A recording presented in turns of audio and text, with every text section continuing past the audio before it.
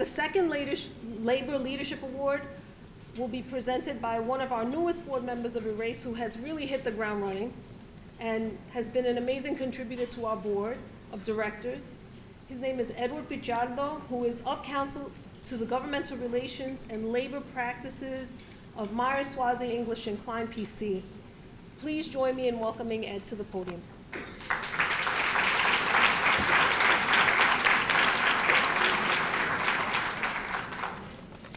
Hello, everyone. Good evening. I'm honored to serve on the board of Erase Racism. I believe that the organization's mission is one of the most worthy and noble causes you could contribute to. I'm here to present the Labor Leadership Award to Teamsters Local 237. The person accepting it on their behalf is the president, Gregory Floyd. You have a journal which gives you basically a summary of Teamsters Local 237, but I'd like to highlight a few points and facts. I'd like to point out that Teamsters Local 237 has approximately 25,000 members, making it the largest local in the 1.4 million member International Brotherhood of Teamsters. They also belong to Teamsters Joint Council 16. Greg himself, Gregory Floyd, is the commissioner on the board of the International Brotherhood of Teamsters Human Rights Commission.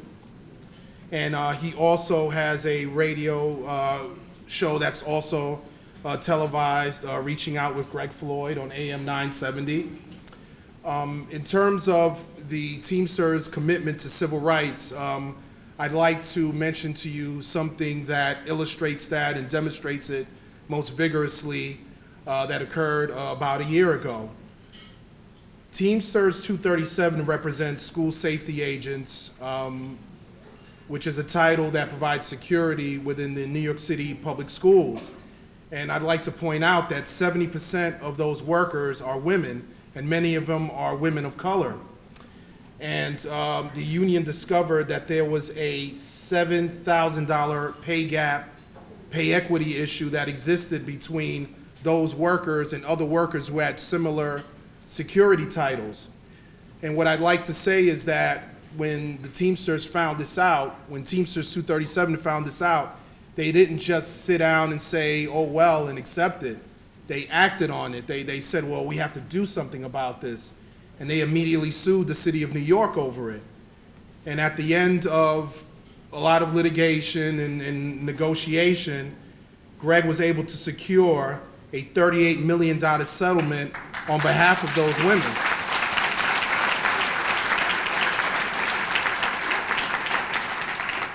And he was later able to secure a labor contract that's worth approximately $192 million over a multi-year period to take care of this historic pay equity that had been afflicting these women. Now, there's nothing more structural or more institutional than when you talk about the pay equity issue, especially how it affects women, and particularly how it affects women of color. And so with that, I'd like you to please join me in welcoming President Greg Floyd, who will accept the award on behalf of Teamsters Local 237.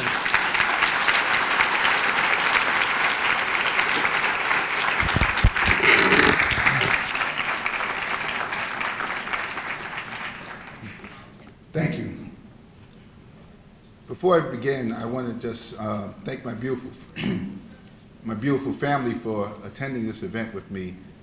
My wife, Wendy, my daughter, Jessica, my son, Jonathan, and my mother-in-law.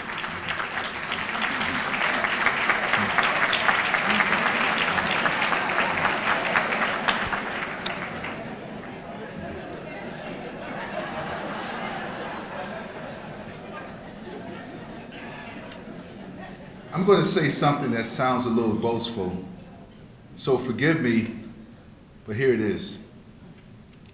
As president of Local 237, I have received quite a few awards. The Boy Scouts gave me their Good Scouts Award. I was made Man of the Year by the Brady Foundation to prevent gun violence. And a business publication called The Institutional Investor even enlisted me as one of the top 40 most influential people in the battle to decide the future of pensions in America. But please don't be impressed, because although these honors held a special meaning for me, receiving this racism award represents one of the most worthy causes I am pleased to be a part of.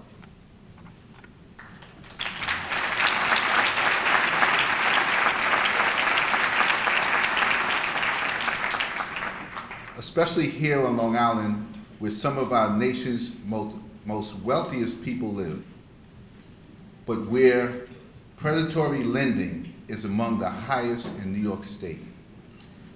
Racism may not be apparent, but its damaging effects are surely felt.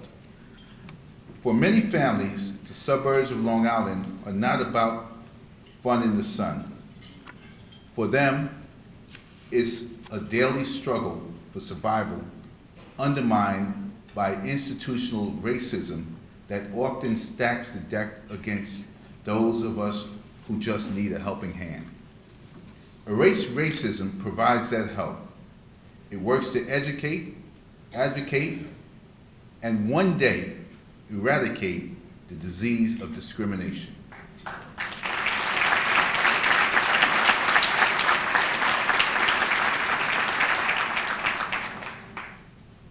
Something many of us think we fought and won long ago, but we know is alive and living on Long Island and other places throughout our nation. And so as a union president that fights for fairness and dignity in the workplace, and as a Long Island resident who wants to see his own family be treated with respect and equality, I proudly accept this award. Thank you very much.